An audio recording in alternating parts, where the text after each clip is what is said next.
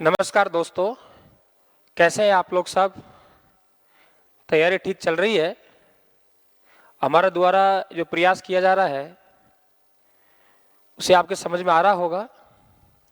हमारा प्रयास आगे भी जारी रहेगा।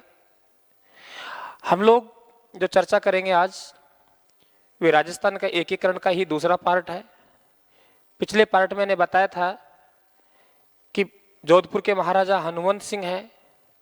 वे हनुमंत सिंह पाकिस्तान में शामिल होना चाह रहे थे और भोपाल के जो नवाब हैं, वहाँ के जो राजा हैं, उनके बहकाव में आके ये काम करना चाह रहे थे। हमने पीछे भी बात की थी कि भोपाल नवाब को क्या फायदा था जोधपुर के महाराजा हनुमंत सिंह को बहकाने से और उनके पाकिस्तान में मिलने से। बिल्कुल फायदा था। आप जुड़िए मेरे साथ, मैं चर्चा करता हूँ इस विषय पर। देखिए, जोधपुर की हम बात करें, जोधपुर रियासत की, तो ये जो पार्ट है इधर का, यहां ये पार्ट जोधपुर रियासत का था। ये जो रियासत है ये कौन सी थी? जोधपुर रियासत। और जोधपुर के इधर हम बात करें तो ये रियासत जैसलमेर रियासत थी। नीचे की तरफ हम बात करें इधर तो यहां पे मेवाड़ रियासत थी। और इधर हम बात करें तो मध्य प्रदेश में एक रियासत पड़ती थी। उस रियासत का नाम था भोपाल।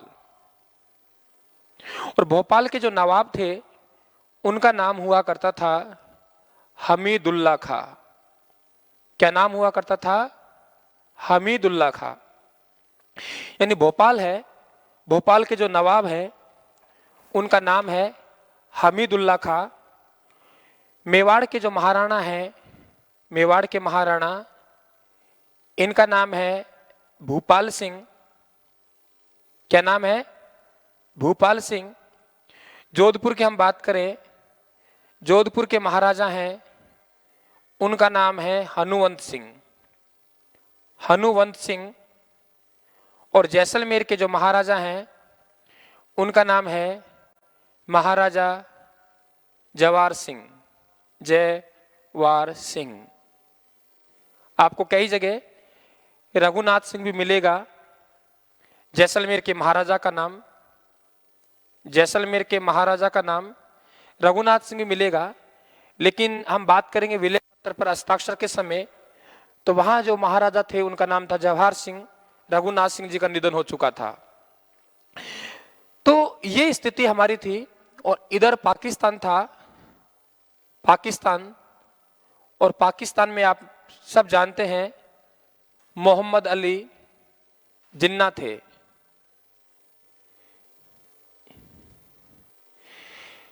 आपको मैंने पीछे बताया था कि भारतीय स्वतंत्रता अधिनियम 1947 है, उसकी धारा नंबर 8 इस सभी रियासतों को अपने आप में स्वतंत्रता दे रखी थी कि वे चाहे तो भारत में शामिल हो और वे चाहे तो पाकिस्तान में शामिल हो। भोपाल के जो नवाब हैं हमीदुल्ला खां और पाकिस्तान के मोहम्मद अली जिन्ना, ये दोनों एक समुदाय से भी हैं, मुस्लिम भी हैं और दोनों आपस में अच्छे मित्र भी थे। भोपाल का नवाब पाकिस्तान में शामिल होना चाहता था, किंतु पाकिस्तान से बहुत दूर इनकी रियासत पड़ती थी। और इनकी रियासत के बीच में राजपूताना प्रदेशों की कुछ रियासतें आती थी। तो इनकी ऐसी मनसा रही, हालांकि ये संभव नहीं था, किंतु ऐसी इनकी मनसा रही, यदि मेवाड़, जोधपुर, जैसलमेर को हम लोग बहका दें और ये पाकिस्तान में शामिल होने के लिए तैयार हो जाएं, तो शायद पाकिस्तान में मेरा मिलना भी मुमकिन हो जाएगा। और इस तरीके से ये एक सीमा है, भोपाल से लेकर कराची तक ये बन जाएगी। तो ऐसी प्लानिंग, ऐसी मनसा भोपाल नवाब हमीदुल्ला खां और मोहम्मद अली जिन्ना की थी। इसी कारण दोनों ने राजपूताना के जो राजा थे उनको बहकाना शुरू कर दिया। और ये बहकाना इसी कारण से शुरू किया था क्योंकि इनकी ये मनसा थी। देखिए, इन्होंने जोधपुर के महाराजा है, महाराजा हनुमंत सिंह को बहकाया। और ऐसा माना जाता है कि महाराजा हनुमंत सिंह जो जोधपुर के महाराजा हैं, वे मेवाड़ के महाराणा भूपाल सिंह के पास गया और भूपाल सिंह के पास ये प्रस्ताव रखा कि आप भी पाकिस्तान में शामिल होने के लिए अपनी सहमति दे दो। आपको बहुत सी शर्तें आपको दिलवाएंगे, आपकी मनचाही शर्तें हैं, उन शर्तों को स्वीकार करवाएंगे, लेकिन आप एक बार सहमति दे दीजिए पाकिस्तान में शामिल होने के लिए। किंतु मेवाड़ के महाराणा भूपाल सिंह ने बहुत सुदृढ़ शब्दों में एक जवाब दिया कि ऐसा है महाराजा हनुमंत सिंह, भारत उपमहाद्वीप में मेवाड़ का स्थान कहाँ होगा इसका निर्धारण तो हमारे जो पूर्वज हुए हैं उन्होंने सैकड़ों वर्ष पहले ही कर दिया कि हमारा स्थान भारत में कहाँ होगा। कहने का मतलब कि हमारे जो पूर्वज हैं महाराणा कुंभा सांगा प्रताप, उन्होंने ये निर्धारण पहले से ही कर रखा है कि हम भारत उपमहाद्वीप का हिस्सा है और भारत उपमहाद्वीप में हम रहेंगे, किसी भी स्थिति में हम पाकिस्तान में नहीं जा सकते और भारत उपमहाद्वीप का पार्ट है, भारत में रहेंगे, पाकिस्तान भी है किंतु पाकिस्तान में हम किसी भी हालात में नहीं जाएंगे। हमारा स्थान कहाँ रहेगा इसका निर्धारण पहले से ही हो चुका है। हे हनुमंत सिंह, आप वापिस लौट जाइए। ऐसी बात कहकर महाराणा भूपाल सिंह ने उनको रूखा सा जवाब दे दिया और महाराजा हनुमंत सिंह वहां से आ गए। फिर ऐसा माना जाता है कि महाराजा हनुमंत सिंह और जैसलमेर के जो राजा हैं ये वहाँ मोहम्मद अली जिन्ना से मिलने पहुंचे और मोहम्मद अली जिन्ना से पूछा गया कि यदि हम लोग पाकिस्तान में शामिल हो जाए तो आप हमें क्या देंगे, आप हमें क्या देंगे। देखिए मित्रों, मैं आपको यहाँ एक चीज और स्पष्ट कर देना चाहता हूं कि यहाँ क्या देंगे ऐसे शब्द मैंने कई बार यहाँ प्रयोग में लिए हैं, इनका मतलब क्या है। देखिए, भारत को आजादी मिली, भारत आजाद हो गया, देसी रियासतों में राजाओं का शासन था, उनके अपने खजाने हुआ करते थे, उनके पास अपना पैसा हुआ करता था। तो इनके पास जो पैसा था, इनके पास जो राजकीय खजाना था, ये राजकीय खजाना ईमानदारी के साथ रियासती सचिवालय या भारत सरकार को जमा करवाना था और इसके बदले में इनको खर्चे के लिए कुछ पैसे दिए गए थे। तो वे जो पैसे दिए गए थे वे भी एक शर्त थी, यानी इन्होंने अपना राजकीय खजाना रियासती सचिवालय के पास यानी भारत सरकार के पास जमा करवाएंगे और इनके जीवन निर्वाह के लिए कुछ पैसा इनको दिए जाएगा और उस पैसे के साथ बहुत सी शर्तें हैं जिनमें इनको सुख सुविधा और मान सम्मान भी प्रदान किया जाएगा। तो उन्हीं शर्तों की मैं बात कर रहा हूं। इन्होंने पूछा मोहम्मद अली जिन्ना से कि आप हमें क्या देंगे, तो मोहम्मद अली जिन्ना का जवाब ये था कि आप कुछ भी लिख लेना, यानी मैं खाली कागज है, क्या है, खाली कागज पर हस्ताक्षर कर दूंगा और आपके मन चाहे वे उस पर लिख लेना। यानी यहां शर्तों की कोई बात नहीं है, आप तो पाकिस्तान में मिल जाइए, मैं खाली कागज पर हस्ताक्षर कर दूंगा, आपके मन चाहे वे लिख लेना। ऐसा जवाब दिया गया था मोहम्मद अली जिन्ना के द्वारा महाराजा हनुमंत सिंह को। लेकिन ये बातें चल रही थी, उसी समय जो जैसलमेर का प्रतिनिधित्व था, जैसलमेर का जो प्रतिनिधित्व कर रहे थे, उन्होंने एक जवाब पूछा कि ऐसा है, हमें तो एक बात का जवाब दे दीजिए कि यदि हम पाकिस्तान में शामिल हो गए, पाकिस्तान में हम शामिल हो गए और कभी भारत और पाकिस्तान में झगड़ा हुआ या पाकिस्तान में हिंदू और मुस्लिमों के बीच में झगड़ा हुआ, तो हमें तो ये बता दीजिए कि आप साथ किसका देंगे। ऐसा सवाल मोहम्मद अली जिन्ना से पूछा गया कि यदि मुसलमान और हिंदुओं में झगड़ा होता है, भारत पाकिस्तान में झगड़ा होता है और पाकिस्तान में हिंदू और मुसलमान लड़ते हैं, तो आप साथ हिंदुओं के देंगे या मुसलमानों के देंगे। तो बताया जाता है मोहम्मद अली जिन्ना ने कोई जवाब नहीं दिया और मध्य प्रदेश में भोपाल के जो नवाब है उनका नाम क्या है, हमीदुल्ला खां के एक सलाहकार हुआ करते थे। कौन हुआ करते थे?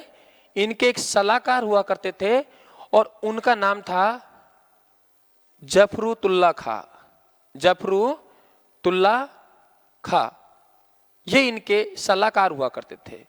बताया जाता है कि भोपाल के नवाब हमीदुल्ला खा के जो सलाहकार है, उन्होंने इस बात को मजाक में टाल दिया और इन दोनों पर दबाव बनाया गया था कि आप तो पाकिस्तान में मिलने के विले पत्र पर हस्ताक्षर कीजिए, ऐसा दबाव इन पे बनाया गया।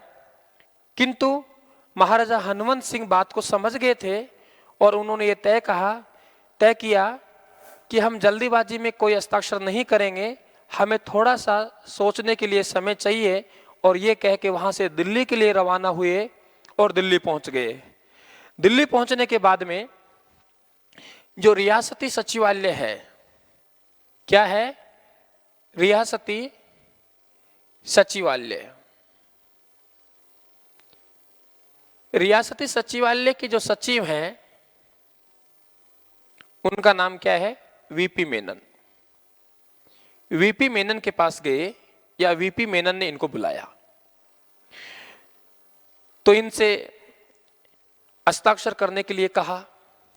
तो बताया जाता है कि जोधपुर के जो महाराजा हैं हनुमंत सिंह, ये हनुमंत सिंह के पास में एक पिस्तल होती थी। क्या होती थी? एक पिस्तल होती थी जिसे पेन पिस्तल के नाम से जाना जाता था। यानी एक पिस्तल जो बंदूक का काम भी करती थी और पेन का काम भी करती थी, तो उसे पेन पिस्तल बोला था।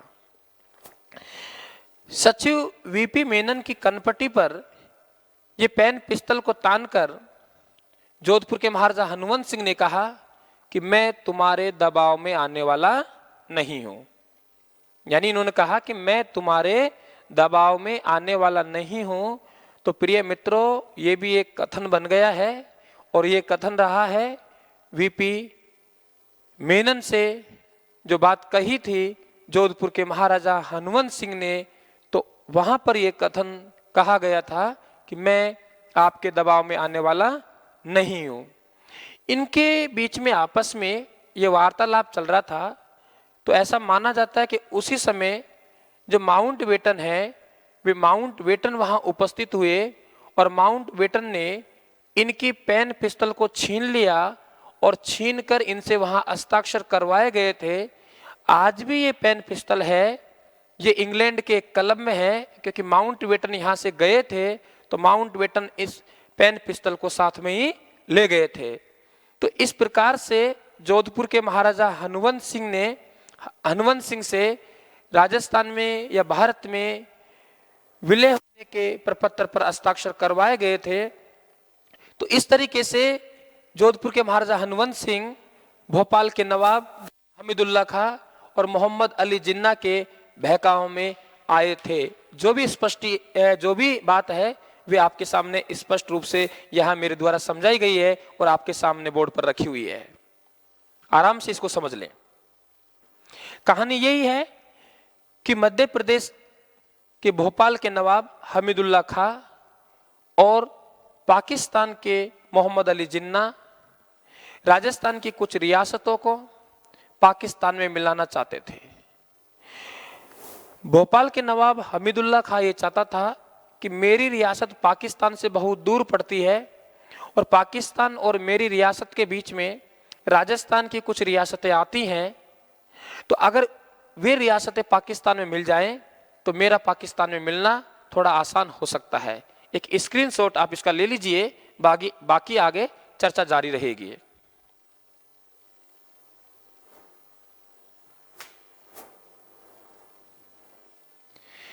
देखिए, मैं बात कर रहा था कि एकीकरण के समय आजादी के बाद राजाओं ने जो अपना राजकीय खजाना था, वे खजाना सरकार को जमा करवाया था, रियासती सचिवालय को जमा करवाया था। उनमें यदि सबसे ज्यादा जो राशि, सर्वाधिक जो पैसा है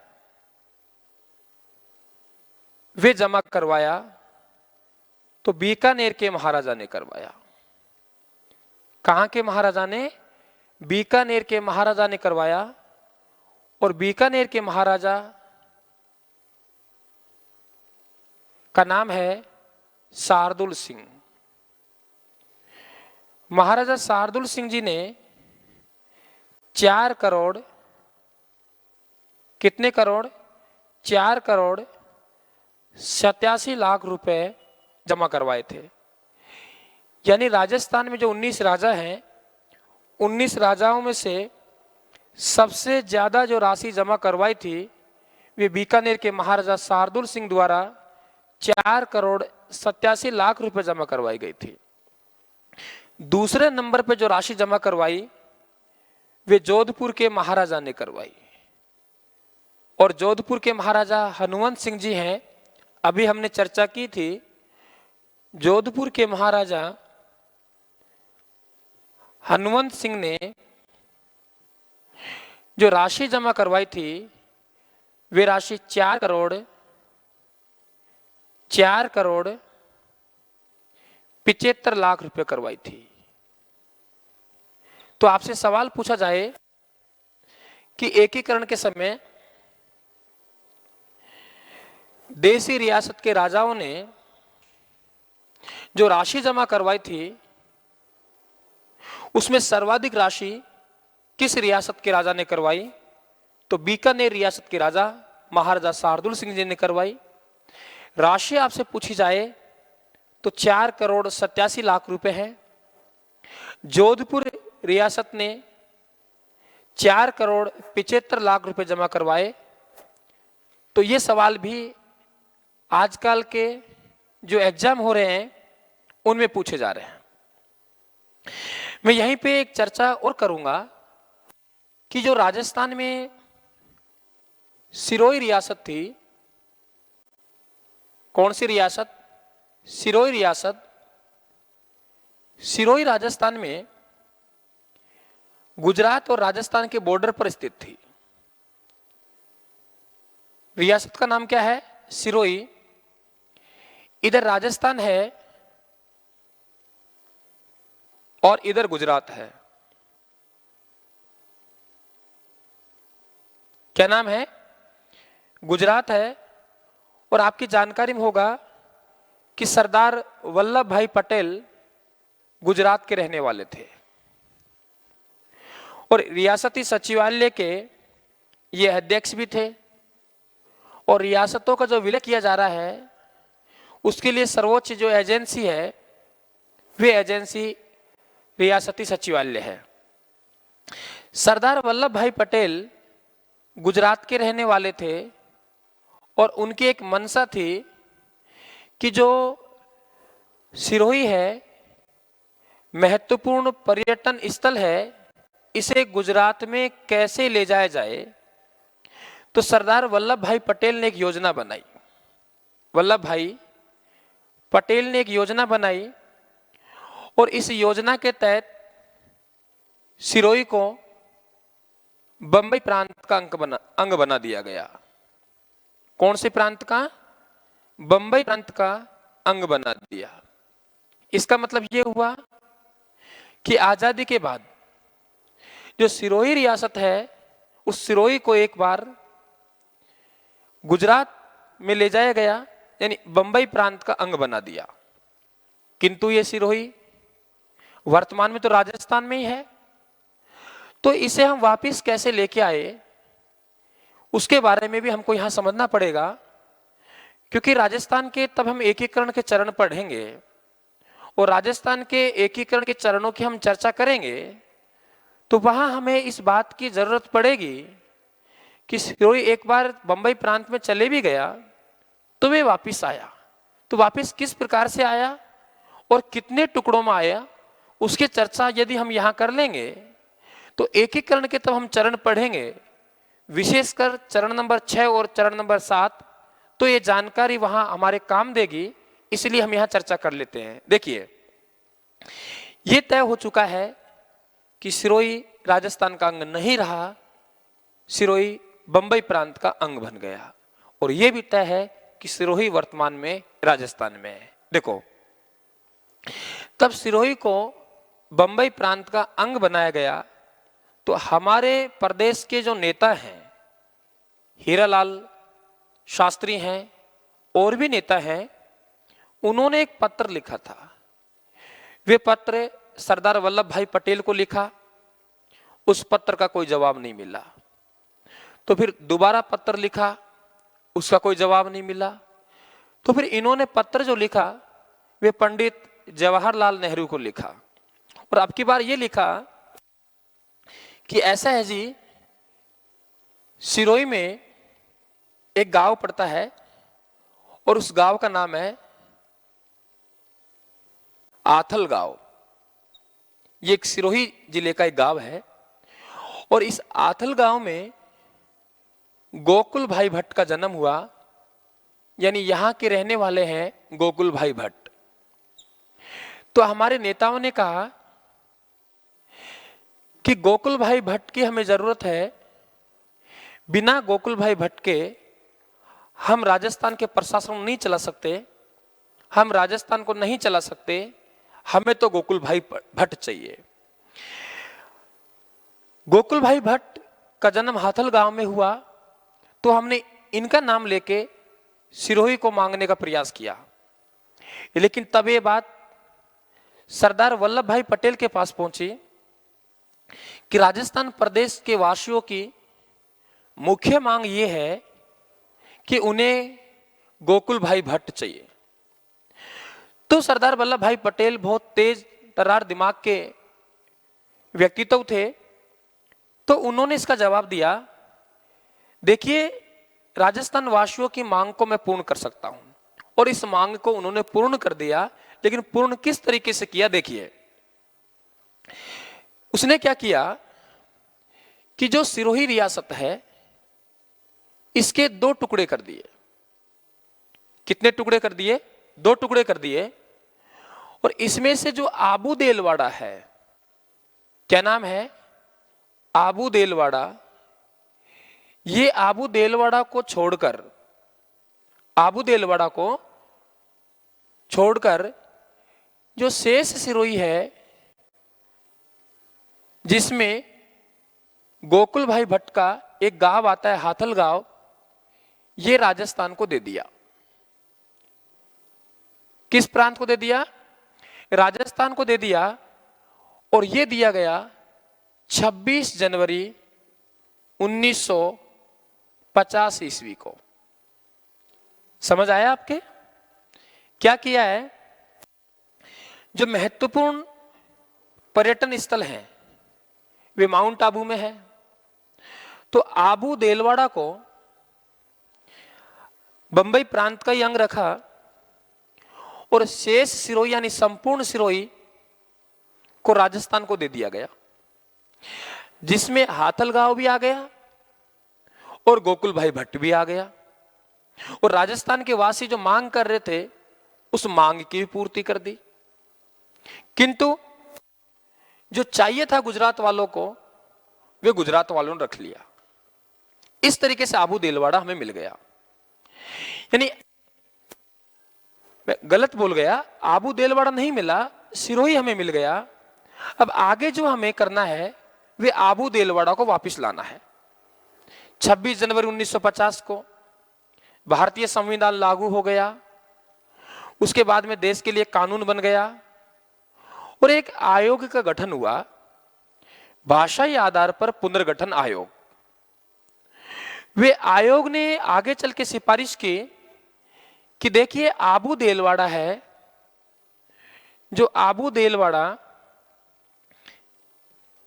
किसी समय में राजस्थान का अंग हुआ करता था, वे आबू देलवाड़ा वर्तमान में गुजरात में है।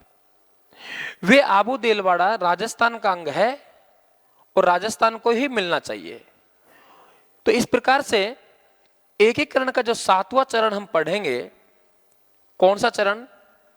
7वां चरण हम पढ़ेंगे तो 1 नवंबर 1956 ईस्वी को आबू देलवाड़ा भी राजस्थान को मिल जाएगा।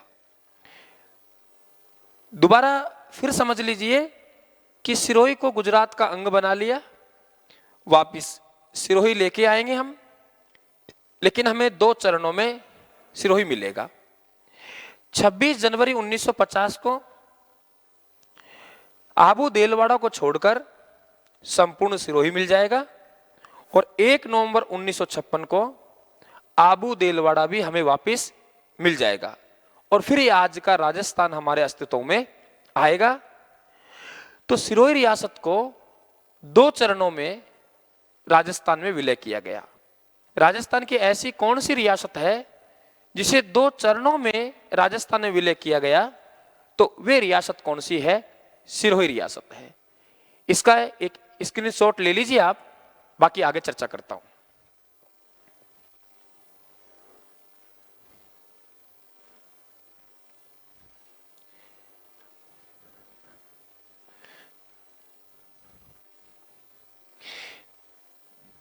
देखिए, राजस्थान में कुल 19 रियासतें हैं। कितनी रियासतें हैं? 19।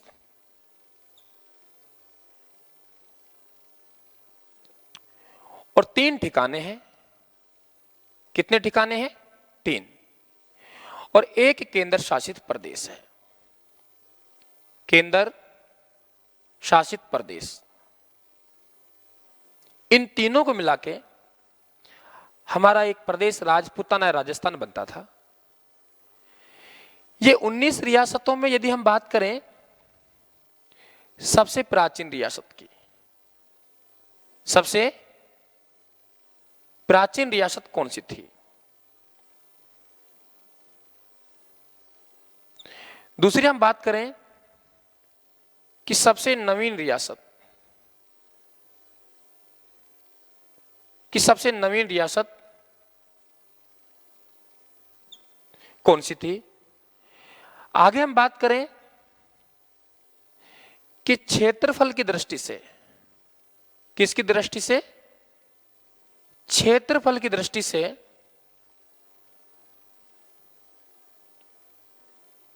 सबसे बड़ी रियासत कौन सी थी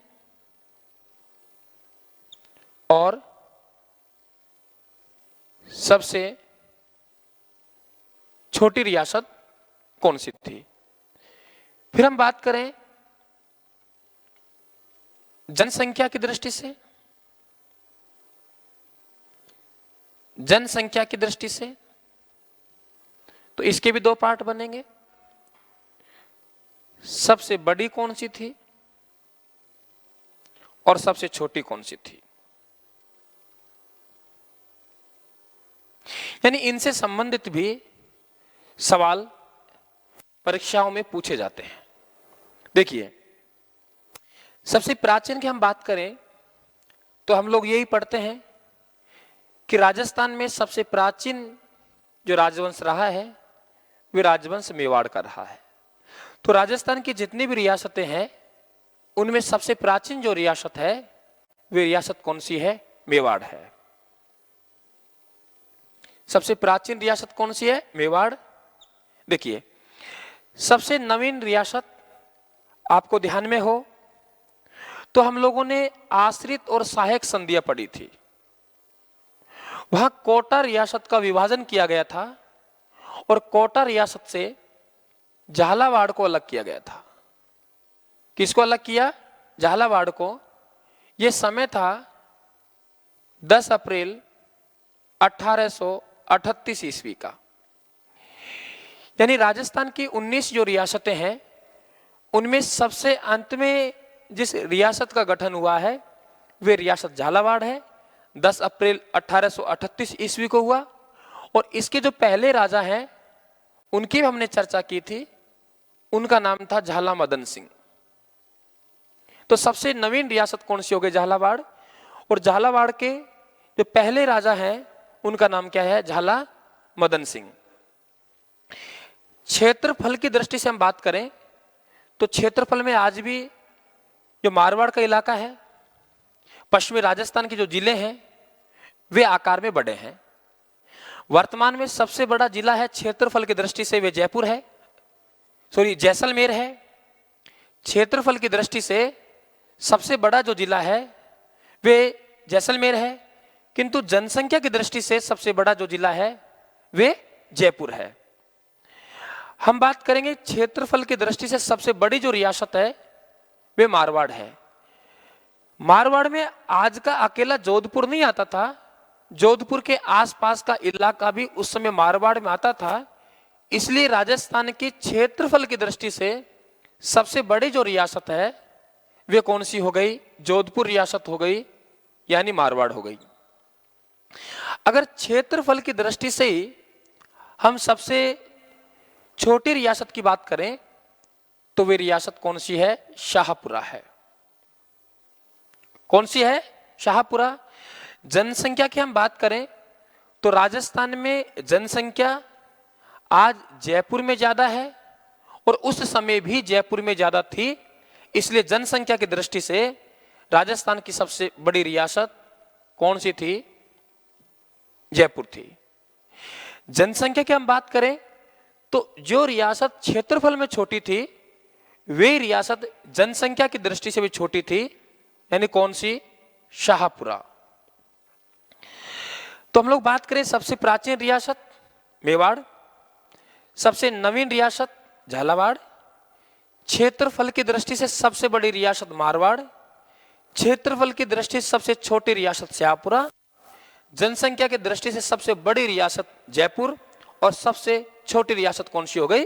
शाहपुर। तो ये छोटी, बड़ी, प्राचीन और नवीन की हमने बात की।